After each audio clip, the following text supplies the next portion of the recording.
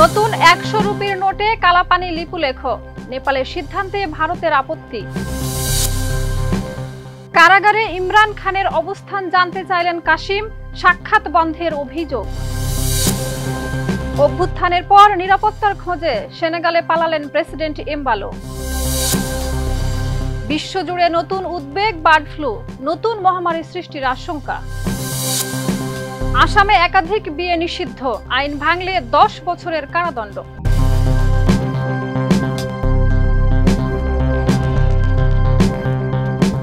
দর্শক আমন্ত্রণ মাই TV I নিউজে। এতক্ষণ দেখছিলেন শিরোনাম, সাথে আছি আমি শাহিদা রুবি।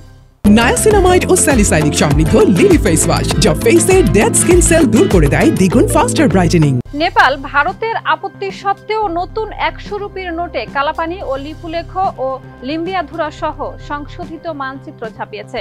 এই মানচিত্র প্রথম তৈরি হয় ২০২০ সালে ওলি সরকারের আমলে।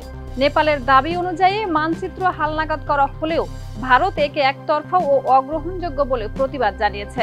বিস্তারিত রিপোর্টে। ভারতের তীব্র আপত্তি উপেক্ষা করে নেপাল আবারও নিজেদের মানচিত্রে বিতর্কিত কালাপানি, লিপুলেখ ও লিম্পিয়াধুরাকে অন্তর্ভুক্ত করেছে। ২৭ নভেম্বর দেশটির কেন্দ্রীয় ব্যাংক প্রকাশ করেছে নতুন ১০০ রুপির নোট, যেখানে এই সংশোধিত মানচিত্রটি ব্যবহার করা হয়েছে। এর ফলে ভারত যে এলাকাগুলোকে নিজেদের ভূখণ্ড বলে দাবি করে, সেগুলো নেপাল সরকারি নথিতে নিজেদের অংশ হিসেবে দেখালো। পিটিআই এর প্রতিবেদন অনুযায়ী নেপালের কেন্দ্রীয় ব্যাংক জারি করা এ নতুন নোটে সাবেক গভর্নর মহাপ্রসাদ অধিকারীর স্বাক্ষর রয়েছে। নোটে উল্লেখিত প্রকাশের সাল ২০৮১ বিক্রম সম্বত বা গ্রেগরিয়ান ক্যালেন্ডারে ২০২৪ সালের সমতুল্য। এর আগে কেপি শর্মা ওলির নেতৃত্বাধীন সরকার ২০২০ সালের মে মাসে সংসদের অনুমোদন নিয়ে দেশের মানচিত্র হালনাগাদ করেছিল। তাতেও এসব বিতর্কিত অঞ্চল অন্তর্ভুক্ত ছিল, যা দুই দেশের মধ্যে কূটনৈতিক উত্তেজনা তৈরি করেছিল। নতুন নোট প্রসঙ্গে নেপালের কেন্দ্রীয় ব্যাংকের এক মুখপাত্র জানিয়েছেন, পুরনো ১০০ রুপির নোটেও এই মানচিত্র ছিল, তবে সরকারের সিদ্ধান্ত অনুযায়ী এবার তা সংশোধন করে নতুনভাবে ছাপা হয়েছে। ১০, ৫০, ৫০০ ও ১০০০ রুপির নোটে দেশের মানচিত্র নেই, শুধুমাত্র ১০০ রুপির নোটেই এটি ব্যবহার করা হয়। ভারত শুরু থেকেই দাবি করে এসেছে যে কালাপানি, লিপুলেখ ও লিম্পিয়াধুরা তাদের ভূখণ্ডের অংশ। এই অঞ্চলের বিষয়ে নেপালকে সতর্কও করা হয়েছিল। ২০২০ সালে ওলি সরকারের সময় যে বিতর্কিত মানচিত্র তৈরি হয়েছিল, গত বছরের মে মাসে সেটি প্রথমবার নেপালের নোটে ছাপা হয়। তখন ভারত এটিকে একতরফা ও অগ্রহণযোগ্য পদক্ষেপ বলে কঠোর আপত্তি জানিয়েছিল। শাহিদা রুবি, মাই টিভি। ইমরান খানের ছোট ছেলে কাশিম অভিযোগ করেছেন, পাকিস্তানের কারাগারে থাকা ইমরান খানকে সম্পূর্ণ বিচ্ছিন্ন করে ডেথ সেলে একক বন্দিত্বে রাখা হয়েছে। পরিবারকে তার সঙ্গে দেখা করতে দেওয়া হচ্ছে না এবং তার জীবিত থাকারও কোনো প্রমাণ পাওয়া যাচ্ছে না। আদালতের নির্দেশ থাকা সত্ত্বেও সাক্ষাৎ বন্ধ রাখা হয়েছে বলে দাবি করেন তিনি। কাশিম এ পরিস্থিতির জন্য পাকিস্তান সরকারকে দায়ী করে আন্তর্জাতিক মহল ও মানবাধিকার সংগঠনগুলোর কাছে জরুরি হস্তক্ষেপের আহ্বান জানিয়েছেন। বিস্তারিত ডেস্ক রিপোর্টে। পাকিস্তানের কারাবন্দী সাবেক প্রধানমন্ত্রী ইমরান খানকে সম্পূর্ণ বিচ্ছিন্ন অবস্থায় রাখা হচ্ছে, এই অভিযোগ তুলেছেন তার ছোট ছেলে কাসিম খান। এক্সে প্রকাশিত এক বিবৃতিতে তিনি জানান, পরিবারের কাউকে ইমরান খানের সঙ্গে দেখা করতে দেওয়া হচ্ছে না, এমনকি তিনি এখনো বেঁচে আছেন কিনা তারও কোনো নিশ্চয়তা পরিবার পাচ্ছে না। কাশিমের ভাষায়, ইমরানকে ঘিরে পরিস্থিতিকে ইচ্ছাকৃতভাবে অন্ধকারে রাখা হয়েছে। পাকিস্তানের বাইরে বসবাসকারী এবং সক্রিয় রাজনীতি থেকে দূরে থাকা কাশিম বলেন, ইমরান খান ইতিমধ্যে ৮৮৫ দিন ধরে কারাবন্দী। গত ৬ সপ্তাহ ধরে তাকে ডেথ সেলে এককভাবে আটক রাখা হয়েছে। আদালতের নির্দেশ থাকা সত্ত্বেও পরিবারের সদস্যদের সাক্ষাতের অধিকার অস্বীকৃত হয়েছে বলে দাবি করেন তিনি। তার বক্তব্য, কোনো ফোন কল নেই, কোনো সাক্ষাৎও নেই, এমনকি জীবিত থাকারও কোনো প্রমাণ নেই। ইমরান খান প্রাক্তন ক্রিকেট তারকা ও রাজনীতিবিদ, বিভিন্ন মামলায় দোষী সাব্যস্ত হয়ে বর্তমানে কারাগারে রয়েছেন। তার সাবেক স্ত্রী জেমিমা গোল্ডস্মিথ এবং 2 ছেলে সুলাইমান ও কাশিম যুক্তরাজ্যে বসবাস করছেন। কাশিম অভিযোগ করেন 1 মাসেরও বেশি সময় ধরে পারিবারিক সাক্ষাৎ বন্ধ রাখা হয়েছে। তিনি সতর্ক করে বলেন, ইমরানের নিরাপত্তা নিয়ে কোনো অনাকাঙ্ক্ষিত ঘটনা ঘটলে তার পূর্ণ দায়ভার পাকিস্তান সরকার ও তাদের হ্যান্ডলারদের। কাশিম আন্তর্জাতিক সম্প্রদায় ও মানবাধিকার সংগঠনকে আহ্বান জানিয়েছেন, ইমরানের জীবিত থাকার প্রমাণ নিশ্চিত করুন, সাক্ষাৎ সুবিধা দিন এবং রাজনৈতিক কারণে আটক জনপ্রিয় নেতার মুক্তির দাবি তুলুন। শাহিদা রুবি, মাইটিভি। গিনি বিসাওয়ের রক্তপাতহীন সামরিক অভ্যুত্থানের পর প্রেসিডেন্ট উমারো সিসোকো এমবালো সেনেগালে পালিয়ে গেছেন। নির্বাচনের ফল নিয়ে বিতর্ক তৈরি হলে সেনাবাহিনী ক্ষমতা দখল করে প্রেসিডেন্ট, বিরোধী নেতা ও কয়েকজন মন্ত্রীকে আটক করে। ইকোয়াসের মধ্যস্থতায় এমবালোকে সেনেগালে পাঠানো হয়। সেনাবাহিনী সব নির্বাচনী কার্যক্রম স্থগিত, সীমান্ত বন্ধ ও কারফিউ জারি করেছে। এদিকে জেনারেল হোর্তা ইন্তা অন্তর্বর্তী প্রেসিডেন্ট হিসেবে দায়িত্ব নিয়েছেন। বিস্তারিত প্রতিবেদনে। গিনি বিসাওয়ের ক্ষমতাচ্যুত প্রেসিডেন্ট উমারো সিসোকো এমবালো প্রতিবেশী দেশ সেনেগালে পালিয়ে গেছেন। 27শে নভেম্বর সেনেগাল সরকারের পাঠানো এক বিশেষ বিমানে তিনি দেশ ত্যাগ করেন। এ তথ্য নিশ্চিত করেছে দেশটির পররাষ্ট্র মন্ত্রণালয়।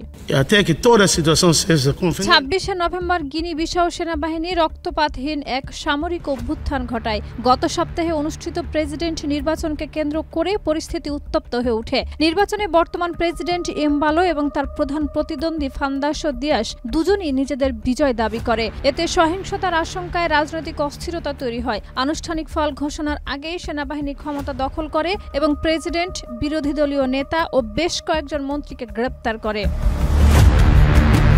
অভ্যুত্থানের পর প্রেসিডেন্ট এমবালোকে মুক্ত করার চেষ্টা শুরু করে পশ্চিম আফ্রিকার আঞ্চলিক জোট ইকোয়াস। তাদের মধ্যস্থতায় অভ্যুত্থানকারী কর্মকর্তারা এমবালোকে সেনেগালে যাওয়ার অনুমতি দেন। সেনেগাল সরকার তার জন্য বিশেষ বিমান পাঠায় এবং তিনি নিজ ইচ্ছায় সেখানে আশ্রয় নেন।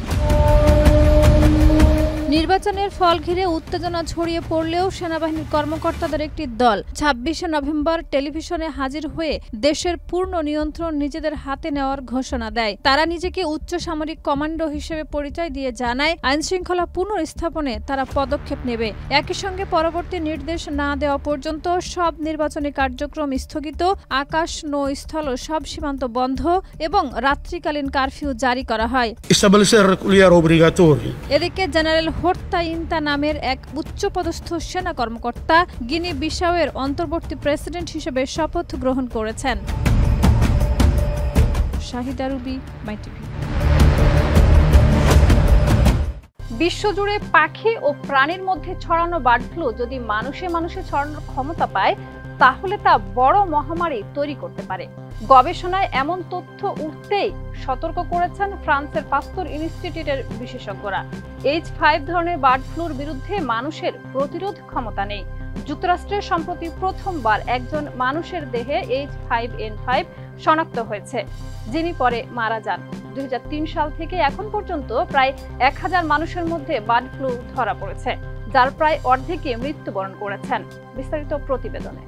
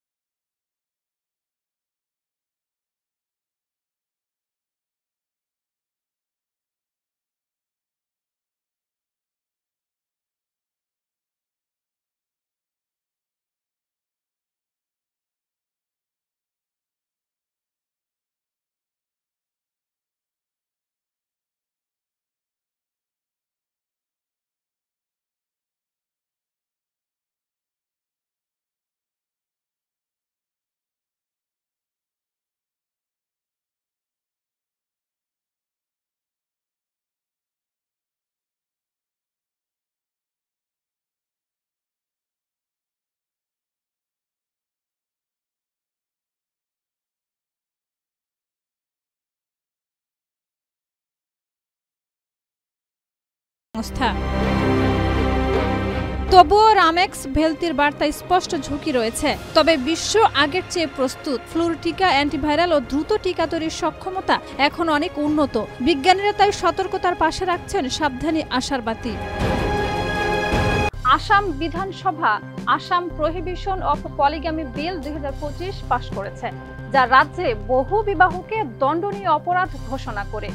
আইন ভঙ্গ করলে সর্বোচ্চ 10 বছরের কারাদণ্ড, জরিমানা ও সম্পত্তি বাজেয়াপ্তের ব্যবস্থা রয়েছে। তফসিলি জনজাতি এবং ষষ্ঠ তফসিলভুক্ত এলাকা আইন থেকে বাদ। মুখ্যমন্ত্রী হেমন্ত বিশ্ব শর্মা বলেছেন, এই আইন নারীদের সামাজিক ও পারিবারিক সুরক্ষা নিশ্চিত করবে।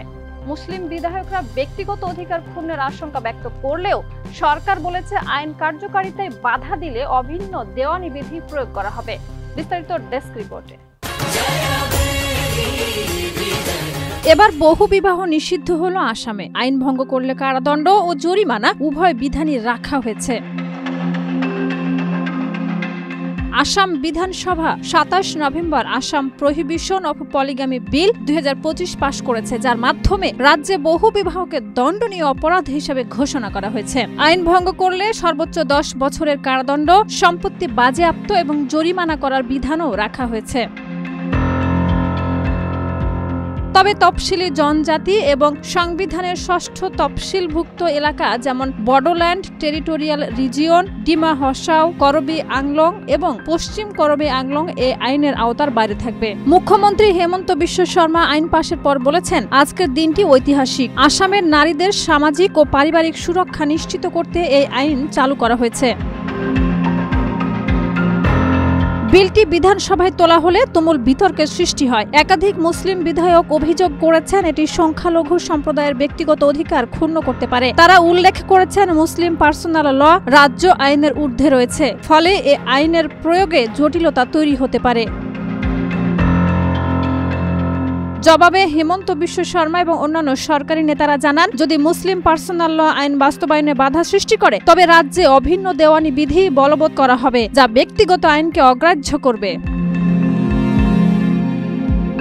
বিল অনুযায়ী যদি কেউ বিবাহ থাকা সত্ত্বেও দ্বিতীয় বিয়ে করেন, তবে তা সর্বোচ্চ 7 বছরের কারাদণ্ড হতে পারে। দ্বিতীয় বিয়ে লুকানোর চেষ্টা করলে সর্বোচ্চ 10 বছরের কারাদণ্ড হতে পারে। এছাড়া বহু বিবাহে সহযোগিতা করা কাজী, পুরোহিত, গ্রাম প্রধান, বাবা মা বা আইনি পরামর্শদাতাদেরও শাস্তির আওতায় আনা হবে।